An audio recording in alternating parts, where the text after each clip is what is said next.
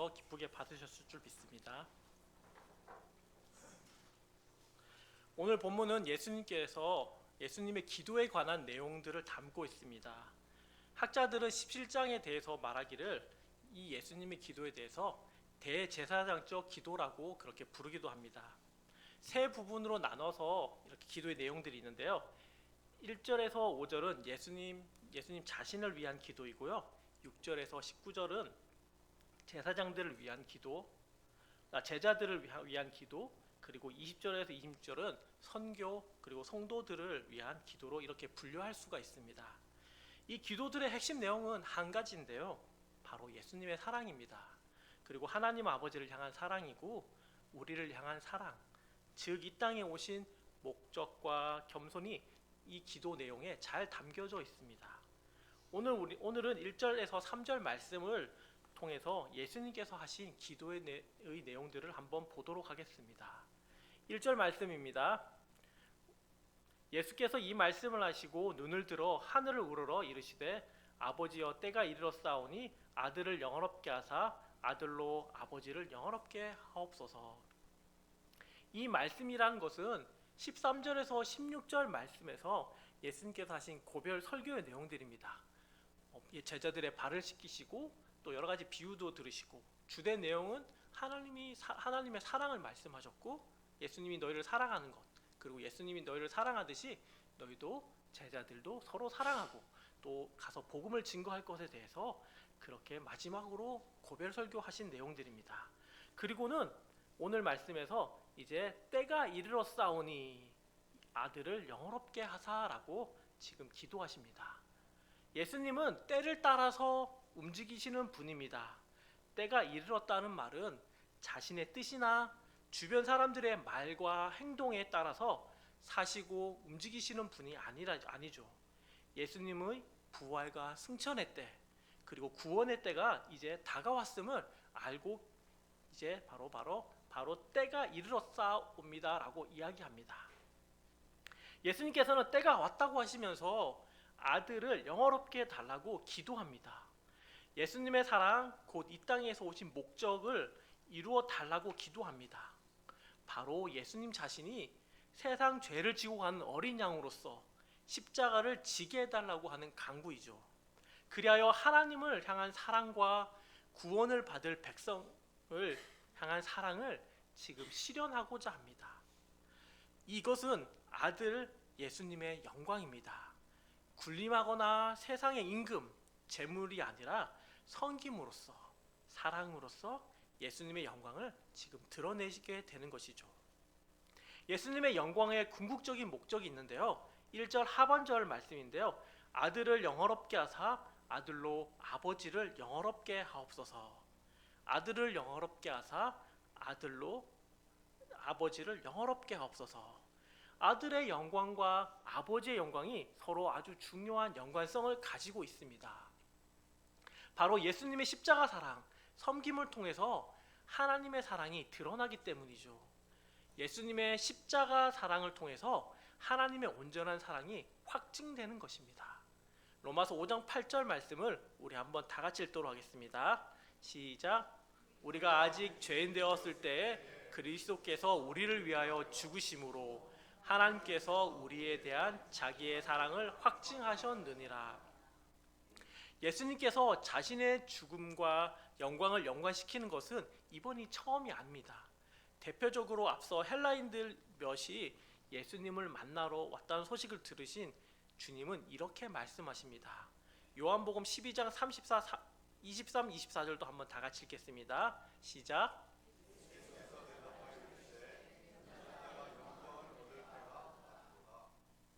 24절입니다.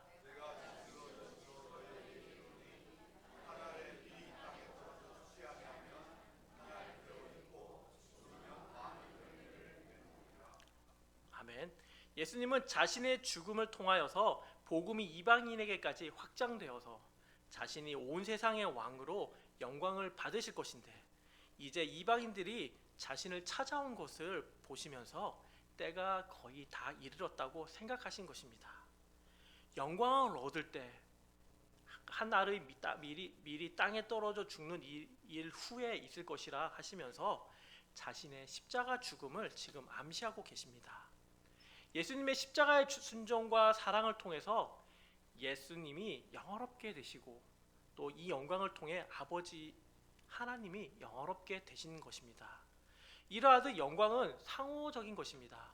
오늘날의 우리와 하나님의 관계도 그러합니다. 우리가 하나님을 사랑하고 예수님의 말씀에 순종할 때 이를 위해서 우리가 희생적이고 또 섬김의 삶을 살아갈 때 하나님은 우리를 영화롭게 하실 것이고 그런 우리를 통해서 하나님도 영광을 받으시게 되는 것입니다. 우리가 사랑과 섬김으로 지체들을 영광스럽게 섬기고 도와줄 때 세상에서 외면당하고 차별당하고 하는 이들을 진심으로 사랑하고 높이고 귀하게 여겨줄 때 도리어 그것이 우리가 영광스러운 사람이 되는 것입니다.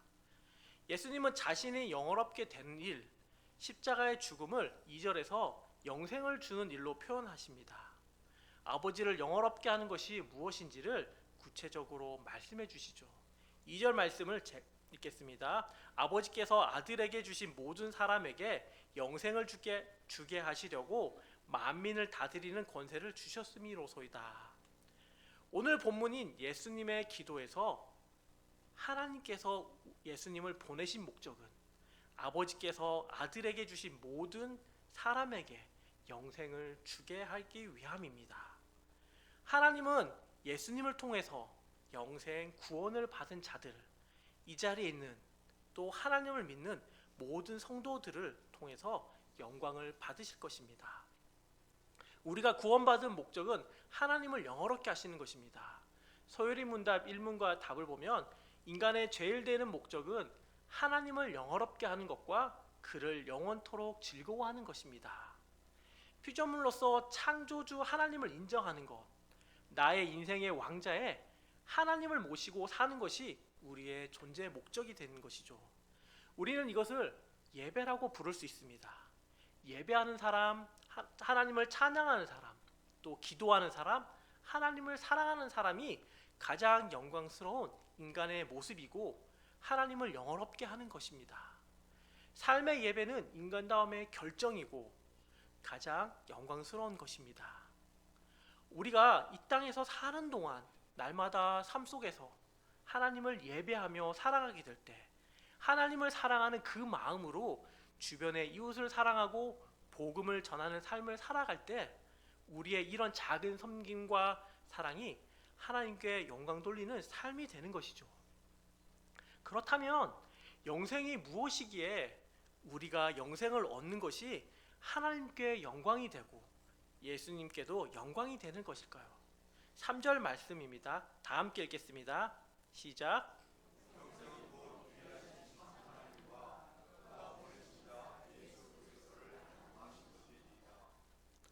네. 예수님은 영생을 아는 것으로 정의하고 있습니다. 요한복음에서 안다라는 단어와 믿다라는 단어는 거의 동의어처럼 같은 의미로 많이 사용되고 있습니다. 이것은 하나님을 단순히 지적으로 아는 것이 아니라 하나님과 깊은 교제 안에서 그분과 함께하는 것을 뜻합니다. 우리는 누군가와 잘 아는 관계라고 할 때 단순히 그 사람에 대한 정보를 많이 가지고 있어서가 아니겠죠. 제가 유명한 연예인 유재석 씨의 나이와 고향 그리고 가족사항, 취미 그리고 그분이 가장 친하게 만나는 사람들, 친한 사람들의 정보를 제가 알고 있다고 해서 제가 유재석 씨를 잘 안다라고 할 수는 없습니다. 안다라는 것은 상대와 함께하는 시간이 많다는 것이죠. 상대와 밥도 먹고 또 차도 마시고 같이 기도 제목도 나누고 성경부 모임도 같이 하고 여행도 함께 하고 그러면서 서로 간에 진솔한 이야기도 같이 하고 고민들을 공유하면서 또 함께 진실되게 마음을 나누고 기도하는 것들, 그런 것을 통해서 깊은 관계가 형성되어집니다.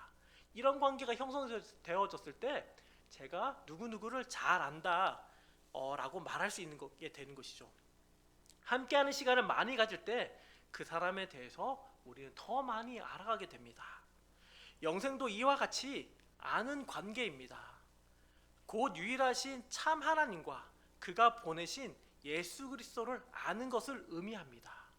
3절 말씀에서 하나님이라고 하지 않고 유일하신 참 하나님이라고 부르신 이유는 거짓된 우상과 대조하기 위해서죠.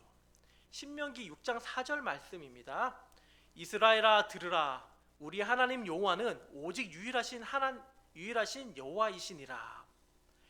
영생은 두 주인을 섬기지 않습니다.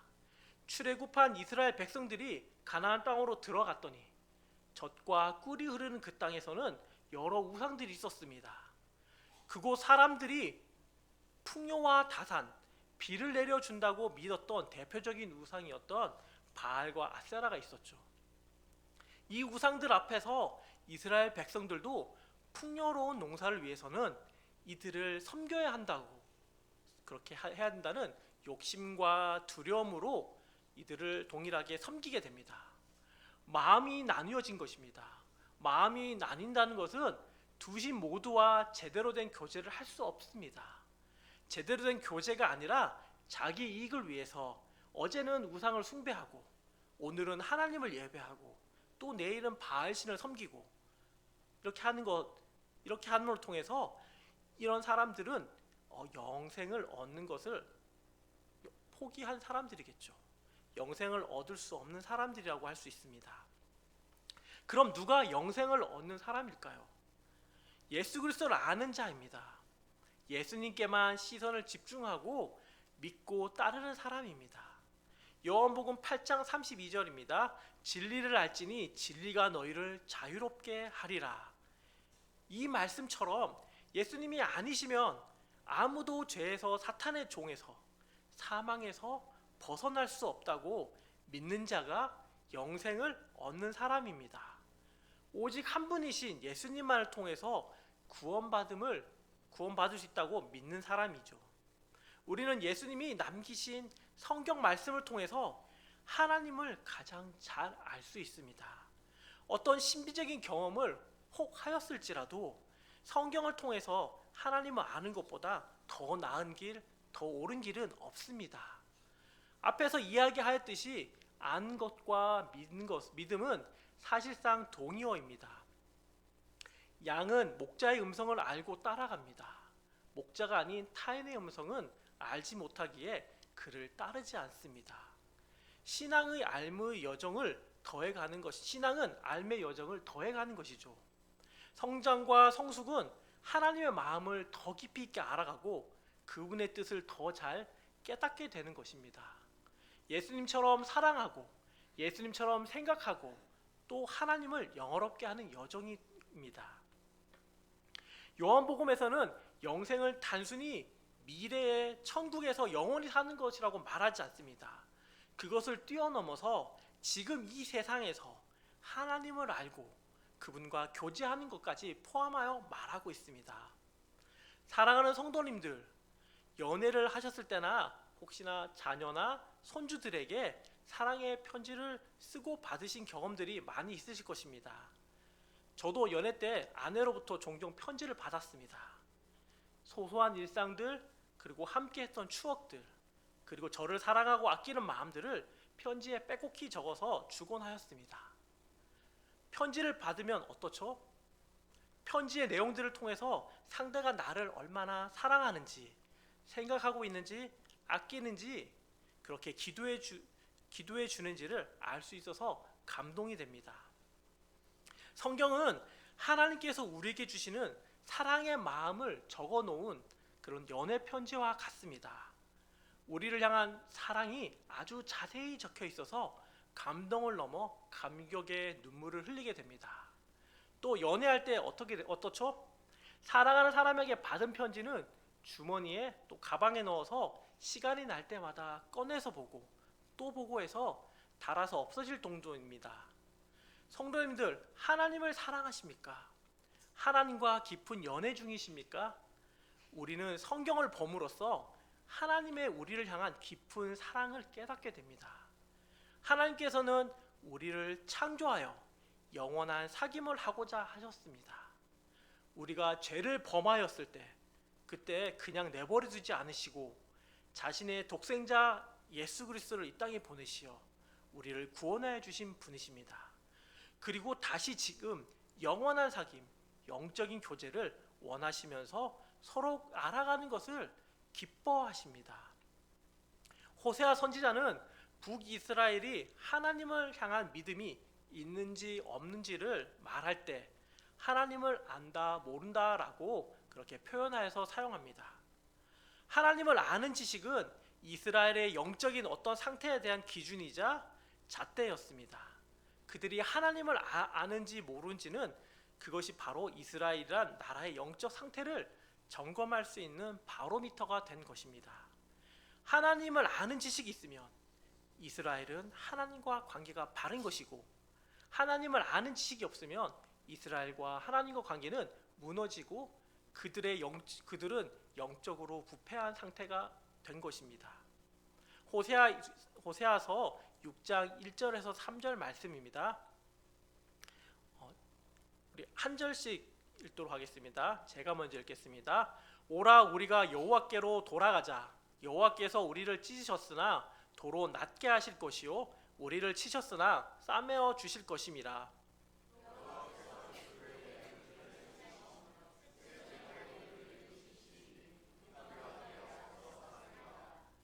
그러므로 우리가 여호와를 알자. 힘써 여호와를 알자. 그의 나타나심은 새벽빛같이 어김없나니 비와 같이 땅을 적시는 늦은 비와 같이 우리에게 임하시리라 하니라. 아멘. 여기서 호세아는 백성들에게 두 가지를 호소하고 있습니다. 그중 첫 번째 호소는 1절에서 말한 대로 여호와께 돌아가자입니다. 여호와께 돌아가자. 호세아는 백성들에게 오라 우리가 여호와께로 돌아가자라고 말하면서 눈물로 호소하고 있습니다. 성경에서 여호와께로 돌아가자라는 말에는 여호와와 지금 멀어져 있는 상태, 이스라엘 백성이 그들에게는 지금 회개가 필요하다고 우리에게 알려줍니다. 호세아 선지자는 이스라엘이 하나님께 돌아가기만 하면 하나님께서 그들을 낫게 하실 것이고 싸매 주실 것이라고 지금 말씀하고 계십니다. 한마디로 그들을 치유하시고 회복해 주시고 그렇게 하고 싶다는 호세아 선지자가 그렇게 지금 호소하고 있습니다. 그들이 회개하고 지금이라도 하나님께로 돌아온다면 우리가 방금 말한 것처럼 하나님 앞에 살게 될 것이라고 지금 호세아는 강력하게 이스라엘 백성들에게 이야기하고 있죠. 그리고 호세아의 두 번째 호소가 있는데요. 이거는 3절입니다. 여호와를 알자, 힘써 여호와를 알자. 호세아는 여호와께 돌아가는 회개만으로는 이 문제를 해결할 수 없다는 것을 잘 알고 있었습니다. 그러므로 회개 다음에는 반드시 여호와를 아는 지식이 필요합니다.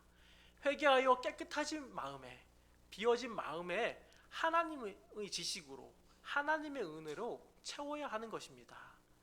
그래서 사실 지금 호세아는 두 번이나 반복해서 여호와를 알자, 힘써 여호와를 알자라고 강력하게 말하고 있는 것입니다.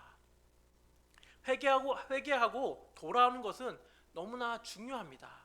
그런데 돌아온 후에, 죄에서 돌이킨 이후에 하나님을 아는 바른 지식을 추구하는 것은 더욱 중요하다는 사실을 우리에게 말씀해 주고 있습니다. 그리고 호세아는 6장 6절에서 하나님께서 가장 원하시는 것이 무엇인지를 우리에게 지금 알려주고 있습니다. 6장 6절 말씀입니다. 나는 인내를 원하고 제사를 원하지 아니하며 번제보다 하나님을 아는 것을 원하노라. 나는 인내를 원하고 제사를 원하지 아니한다. 그리고 번제보다 하나님을 아는 그것을 더 원한다라고 말씀합니다. 여기서 인내는 유명한 말인데요. 바로 히브리어로 헤세드라는 뜻입니다. 사랑과 자비, 인자가 같은 의미로 사용되어집니다. 하나님께서 원하시는 것은 재물이 아니라, 물건이 아니라 바로 하나님을 아는 것입니다. 이사야서에서 이스라엘 백성들이 죄를 범하였을 때 하나님께서 그들을 즉각적으로 심판하지 아니하시고 그들의 죄를 대신해서 죽을 제물을 바치게 하셨습니다. 그런데 이스라엘 백성들이 그 제물마저도 지금 아깝게 여깁니다. 그래서 병든 소, 문제 있는 양들, 그것들을 가져다가 번제로 바칩니다. 그랬더니 하나님께서 뭐라고 말씀하셨을까요? 내가 짐승 타는 냄새를, 또 짐승의 피 냄새를 좋아하는 그런 신인 줄 아느냐, 이렇게 말씀하십니다. 나는 그런 신이 아니다라고 하시는 것이죠. 사랑하지 않는데 아무리 많은 재물을 가져온들 무슨 소용이 있겠습니까? 그 형식적인 모습, 가식적인 모습이 무슨 의미가 있을까요? 이어서 하나님은 이 번제가 아니라 하나님을 아는 것을 원한다라고 말씀하십니다. 결국 하나님께서는 우리가 하나님을 알고 하나님을 사랑하는 것을 가장 원하십니다. 그렇다면 하나님을 안다고 할 때 안다는 무엇을 의미할까요? 창세기 4장 1절입니다.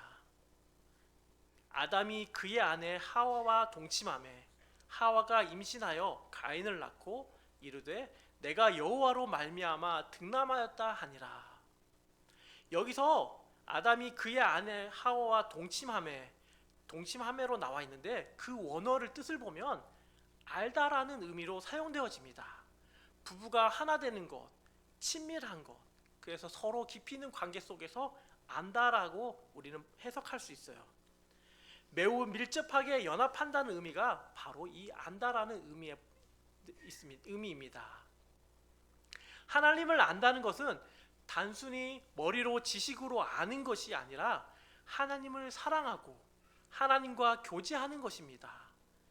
그러니까 여호와를 알자, 힘써 여호와를 알자라는 그것은 우리가 단순히 지식으로 하나님을 알자라는 의미가 아니라 하나님을 사랑하자, 정말 하나님과 깊이 있는 교제를 하자, 함께 시간을 보내고 함께 말씀을 보고 기도하고 깊은 관계 속에서 하나님과 그런 영적인 교제를 하자, 그런 교제를 나누자라고 말하는 것입니다. 부부만이 아는 깊은 연합, 부부만이 아는 깊은 암, 그것을 하나님과 우리 사이 가운데 이루어졌으면 좋겠다라고 하는 것이 호세아의 간절한 고백입니다. 영생은 단순히 천국을 가기 위함이 아니라 이 땅에서 우리가 살아가는 동안에 하나님과 날마다 친밀한 영적 교제를 누리는 것을 말합니다. 안다는 믿다라는 의미라고 말씀드렸습니다. 우리는 오직 여호와 하나님만이 참 하나님 되심을 믿고 그 하나님이 우리를 위해서 예수님을 보내셨다는 사실을 믿는 자들에게 영원한 생명이 있는 것입니다. 예수님께서 단순히 2000년 전에 로마인에게 의해서 죽은 청년 또는 4대 성인 중 한 명으로 아는 것이 아니라 죄 없으신 그분이 나의 죄 때문에 십자가에서 죽으셨다는 사실을 믿는 자, 그 자에게 영원한 생명이 주어지는 것입니다. 여러분 얼마나 주님과 교제하고 얼마나 주님과 사귀며 주님과 함께하는 시간을 보내고 있습니까? 그 시간이 기다려지십니까? 예배가 기다려지고 기도 시간이 기다려지고 성경부 모임이 기다려지고 하나님과 개인적으로 보는 말씀을 보는 시간이 사모하면서 기다려지고 그러십니까?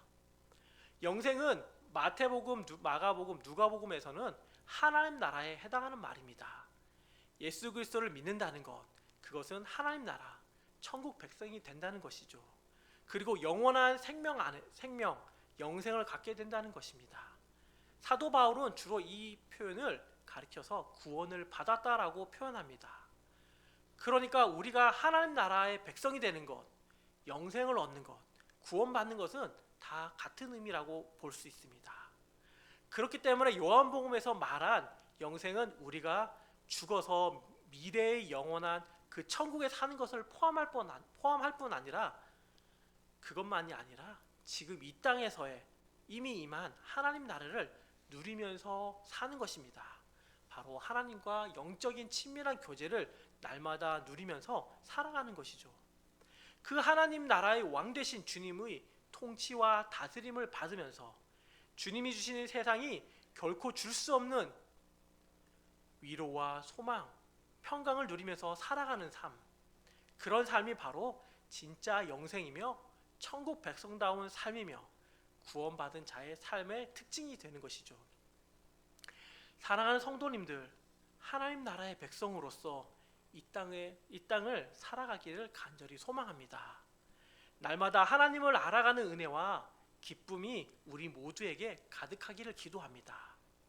하나님께서 우리에게 주신 연애 편지 같은 성경 말씀을 시간을 내어서 묵상하고 사모함으로 읽고 예배의 자리에 또 기도의 자리에 그리고 삶 속에서 하나님을 사랑하듯 또 이웃을 돌아보고 사랑하는 삶을 살아가는 우리 모든 성도님들이 다 되시기를 간절히 기도합니다.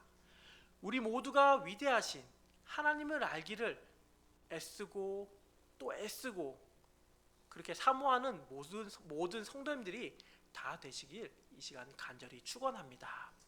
함께 기도하시겠습니다. 사랑하는 하나님, 감사합니다. 우리의 구원자 되어 주심에 감사하고 하나님 나라의 백성 삼아 주심에 감사를 드립니다. 우리가 단순히 천국에 들어가는 것에만 초점이 맞춰진 삶이 아니라 이 땅에서 하나님과의 영적인 교제, 친밀한 교제를 날마다 누리기를 사모하고 애쓰는 우리 모두가 다 되게 인도하여 주옵소서. 이 모든 말씀 우리를 구원하신 예수님의 이름으로 기도드립니다.